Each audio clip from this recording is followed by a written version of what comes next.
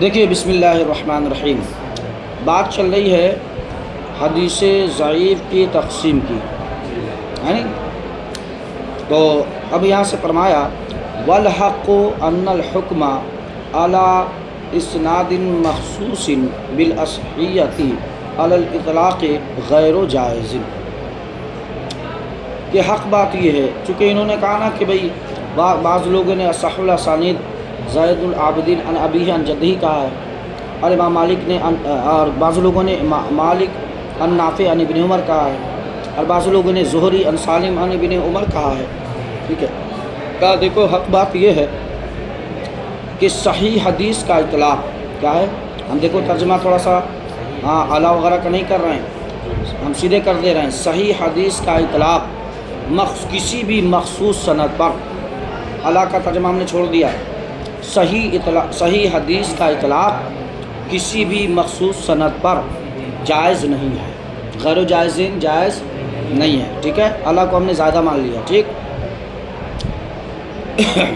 الا ان فی الصحۃ مراتب علیا، ٹھیک ہے؟ مگر یہ کہ صحیح حدیث میں اعلیٰ مراتب ہو سند کے، وعدۃ من الاسانید یدخل فیہا، تو اس صحیح حدیث میں بے شمار یا چند سندیں ہیں جو داخل ہیں، یعنی کسی ایک کو مخصوص کرنا یہ اچھی بات نہیں ہے، بہت ساری سندیں ہیں جو اصح الاسانید کہلا سکتی ہیں، ٹھیک ہے؟ ہاں یہ ایک ضرور کہہ سکتے ہیں لو قید بقید، کہ کسی قید کی شرط بڑھا دے، جیسے من یقال، اس طرح کہا جائے کہ اصح اسانید البلد فلانی، ٹھیک ہے؟ کہ یہ صحیح الاسناد ہے فلاں شہر کے، یعنی جیسے مکہ کے راویان ہیں، مدینہ کے راوی ہیں، اسی طرح کوفہ کے راوی ہیں، مصر کے راوی ہیں، تو یہ کہیں کہ مکہ کے راویوں میں سب سے اصح الاسانید یہ ہے کون؟ زین العابدین عن ابیہ عن جدہ، اس طرح قد لگا دے تو پھر چل سکتا ہے، کیونکہ راوی تو پوری دنیا میں ہیں، پوری دنیا کے راوی ہیں، تو اگر آپ یہ کہیں کہ ہاں ہندوستان کے راویوں میں سب سے صحیح سند یہ ہے، پاکستان کے راویوں میں سب سے صحیح سند یہ ہے، تو یہ چل جائے گا، ٹھیک ہے؟ تاکہ لوگوں کا ذہن اس طرف پہنچے گا کہ جی ہندوستان کے جتنے بھی راوی ہیں ان راویوں میں یہ سند میں جو راویان ہیں وہ مضبوط ہیں، نہیں سمجھے؟ اسی طرح یہ کہیں او فی الباب فلانی، کہ یہ صحیح الاسناد، یہ اصح الاسانید ہے فلاں باب میں، جیسے مان لیجیے کتاب الطہارت میں جو ساری روایتیں آئی ہیں ان راویوں میں سب سے زیادہ صحیح یہ ہے، نہیں سمجھے؟ طہارت کے باب میں، اسی طرح مان لیجیے نماز کے باب میں، روزہ کے باب میں، زکوٰۃ کے باب میں، حج کے باب میں، تو اس طرح بانٹے قید لگا کے تو چل سکتا ہے۔ او فی مسئلۃ الفلانیہ، یا فلانا مسئلہ میں، یا فلاں مسئلے کے باب میں، یعنی یہ اصح الاسانید ہے، تو اس طرح قید لگا دے تو چلے گا۔ آل اوور آپ مطلقاً کہیں کہ جی ساری سندوں میں یہ ہے، تو ظاہر سی بات ہے وہ چند لوگوں کے نزدیک ہوں گی یا جمہور کے نزدیک ہوگی، سب کے نزدیک تو نہیں ہوگی، اسی کو کہا، ٹھیک ہے؟ واللہ اعلم۔ دیکھو بھیا یہ ساری باتیں ہم کر رہے ہیں لیکن حقیقتاً علم تو اللہ ہی کو ہے نہیں کہ کون بہتر ہے کون بہتر نہیں۔ بات ختم ہو گئی، ٹھیک ہے؟ ترجمہ ہو گیا نا؟ پھر کر دوں، چلو اب دیکھیے یہاں اس فصل میں امام ترمذی کی عادت کو بتا رہے ہیں۔ امام ترمذی کہتے ہیں کہ جیسے صاحب مشکات کے بارے میں بتایا، یہ کہیں گے کہ ھذا الحدیث الصحیح، سمجھ گئے؟ اسی طرح امام بخاری بھی کہتے ہیں ھذا حدیث صحیح حسن، کہیں کہیں گے ھذا حدیث حسن صحیح، کہیں کہیں گے ھذا حدیث غریب حسن، کہیں کہیں گے حدیث حسن غریب صحیح، ٹھیک ہے؟ تو کہا کہ چند صورت تو ٹھیک ہے، جیسے مان لیجیے یہ کہیں امام ترمذی کہ یہ حدیث حسن ہے اور صحیح ہے، تو حسن کا مطلب حسن لے ذاتی ہی ہے، اور صحیح کا مطلب صحیح لے غیری، دونوں اکٹھے ہو جائیں گے۔ اسی طرح اگر کہے ھذا حدیث غریب حسن، تو کہیں گے ٹھیک ہے غریب ہے، یعنی اس غریب صحیح کی قسم ہے نا، غریب صحیح کی ایک قسم ہے، اوپر کیا نا صحیح 3 قسمیں، تو صحیح کی قسم ہے، اور حسن جو ہے حسن سے مراد حسن لے ذاتی، تو یہ تو ٹھیک ہے. لیکن آگے ھذا حدیث غریب حسن غریب صحیح، سمجھ گئے؟ تو کہا کہ حسن ہے، پھر غریب ہے، اور پھر صحیح ہے. نہیں سمجھے؟ تو انہوں نے اس سے پہلے کہہ دیا ہے کہ کبھی کبھی غریب جو ہے وہ شاذ کے معنی میں ہوتا ہے. اس کے معنی میں ہوتا ہے شاذ کے معنی میں. تو صحیح وہ ہے جس میں کثیر راوی ہو، حسن وہ ہے جس میں 2 راوی ہو، اور غریب وہ ہے جس میں 1 راوی ہو. یہی تعریف کیا اوپر، نہیں سمجھے؟ تو غریب کسے بولتے ہیں جس میں 1 راوی ہو، اور حسن کسے بولتے ہیں جس میں 2 راوی ہو. تو ایک حدیث حسن بھی ہو اور غریب بھی ہو، کیسے ہو سکتا ہے؟ ایک حسن بھی ہو اور غریب بھی ہو. غریب تو بولتے ہیں جس میں 1 سند ہو، 1 راوی ہو، اور حسن بولتے ہیں جس میں 2 راوی سے مروی ہو. تو پھر دونوں کیسے اکٹھے ہو سکتے ہیں؟ اس پر کلام کرنا یہ چاہ رہے ہیں. ٹھیک ہے، دیکھیے فصل من عادت ترمذی. ایک بات اور یاد رکھیے، ترمز بھی بولتے ہیں اس کو، ترمزی، ٹھیک ہے، اور ترمذی بھی بولتے ہیں، اور ترمذی بھی بولتے ہیں. 3 لغات ہیں. ترمز جگہ کا نام ہے، اب جگہ کے نام ہی میں اختلاف ہے، تو اس وجہ سے اسی طرح منصوب ہے تو کئی لغات ہو گئے. 3 میں اختلاف ہے. کسی نے ترمز کہا ہے تو ترمزی ہو گیا، کسی نے ترمز کہا ہے تو ترمزی ہو گیا، کسی نے ترمیز کہا ہے تو ترمزی. ٹھیک ہے، اور مشہور و معروف ترمزی ہی ہے، اور جو مشہور ہے وہی مقبول ہو. تو لغات تھے اس لیے میں نے بتا دیا. کا فصل من عادات ترمذی ان یقول فی جامعہ، کہ امام ترمذی اپنی جامع میں کہتے ہیں حدیث حسن صحیح. ٹھیک ہے، اسی طرح کہیں گے حدیث غریب حسن، اسی طرح کہیں گے حدیث حسن غریب صحیح. ٹھیک ہے، ولا شبہۃ فی جواز استماع الحسن والصحۃ. کہا کہ حدیث کسی بھی حدیث کے حسن اور صحیح ہونے کے جواز میں کوئی اختلاف نہیں ہے، کوئی شبہ نہیں ہے کہ ہو سکتا ہے کہ کیا ہو حسن لذات ہی ہو اور صحیح لغریب، تو بالکل جمع ہو جائے گا. بِأَن يَكُونَ حَسَنًا لِذَاتِهِ وَصَحِيحًا لِغَيْرِهِ، بھائی طور کہ وہ حسن لذاتی حدیث ہو اور صحیح لغیرہ ہو، دونوں اکٹھے ہو سکتے ہیں. وَكَذَلِكَ فِي اجتماع الغرابة والصحة، اور ایسے ہی کوئی شبہ نہیں ہے کہ ایک حدیث غریب ہو اور صحیح ہو، کیونکہ صحیح کی ایک قسم ہے غریب. صحیح کی ارے ایک ہی راوی ہے لیکن صحیح الاسناد ہے تو صحیح ہے نا، صحیح کے سارے شرائط اس میں پائے جا رہے ہیں تو صحیح ہے. تو اس میں بھی کوئی شبہ کی بات نہیں ہے.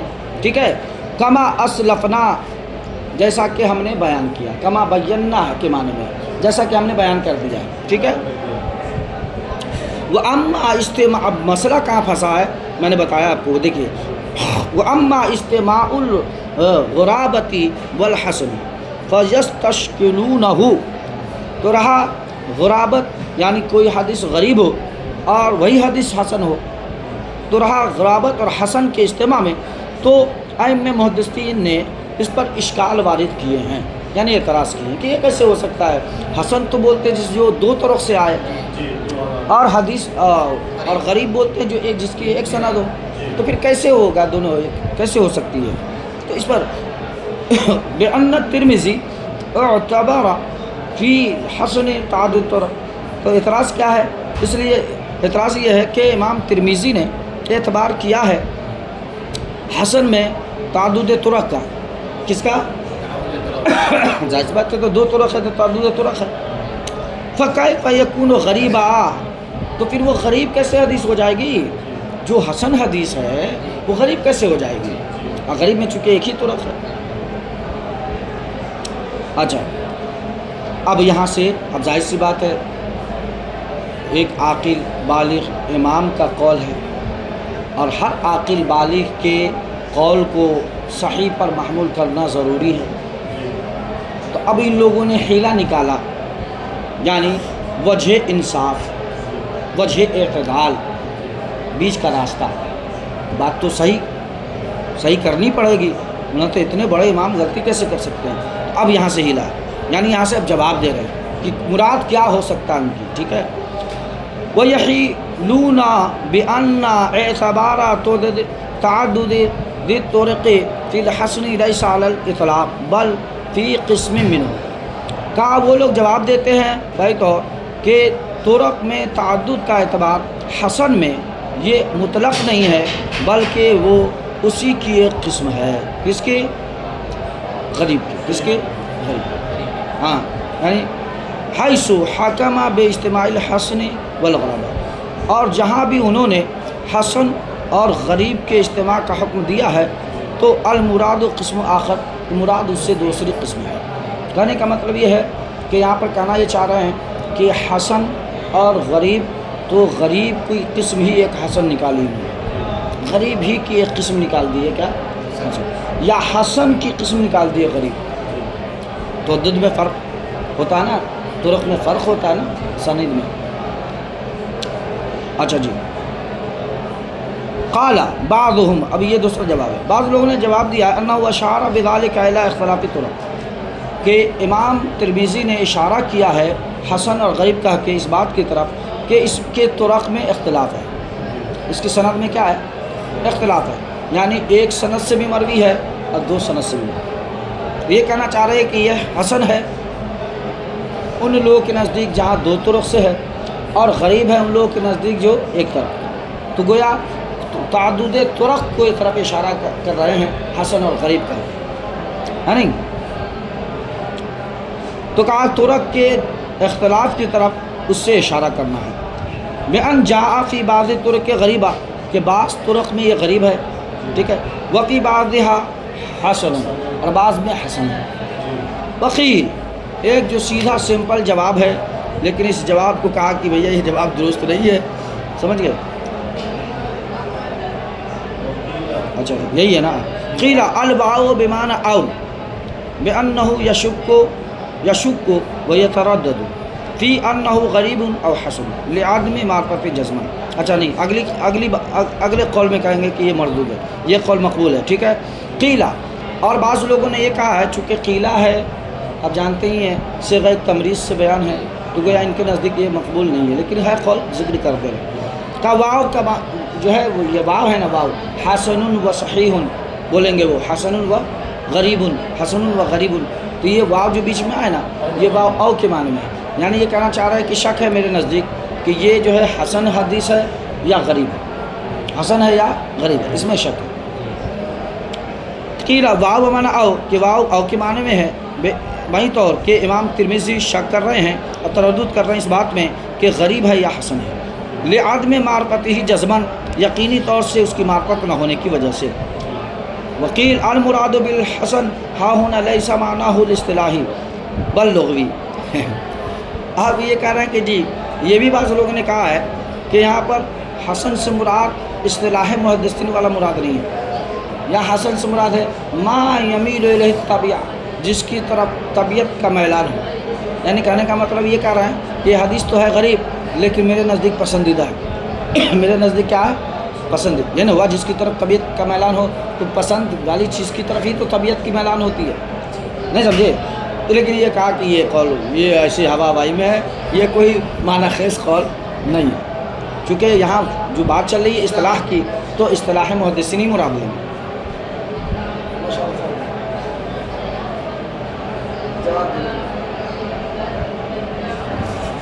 جواب دے دیں گے، ٹھیک ہے۔ کہا گیا کہ مراد حسن سے یہاں پر وہ معنی اصطلاحی نہیں ہے بلکہ لغوی ہے، کیا ہے؟ لغوی ہے، بے معنی ما یمیل الیہ الطبع، یعنی وہ لغوی معنی ہے جس کی طرف طبیعت کا میلان ہو، ٹھیک ہے۔ ھذا القول بعید جدا، کہا یہ قول بہت دور کی قولی ہے، یہ کوئی قول نہیں ہے، یہ تو ائمہ محدثین کے موقف سے ہی نکل جانے والا قول ہے، اور امام ترمذی ایسا کر نہیں سکتے ہیں کہ اصطلاح محدثین کے خلاف چلے، نہیں سمجھے؟ اصطلاح محدثین کے خلاف کیسے چلیں گے جبکہ ساری حدیث جس میں آپ حسن کہہ رہے ہیں، صحیح کہہ رہے ہیں، اور حسن کہہ رہے ہیں، صحیح کہہ رہے ہیں اور غریب کہہ رہے ہیں، تو سب میں اصطلاحی معنی مراد ہے، اور جب حسن اور غریب کی بات آئی تو وہاں کون سا معنی؟ لغوی معنی مراد لے لیں. کہا ایسا تھوڑی ہو سکتا ہے، جب مراد لے رہے ہیں تو ہر جگہ اصطلاحی معنی ہی مراد ہے. اس لیے کہا کہ یہ قول بہت دور کی کوری ہے، یہ بہت دور کا ڈھول لے کے آئے ہیں، ٹھیک ہے، یہ مردود ہے.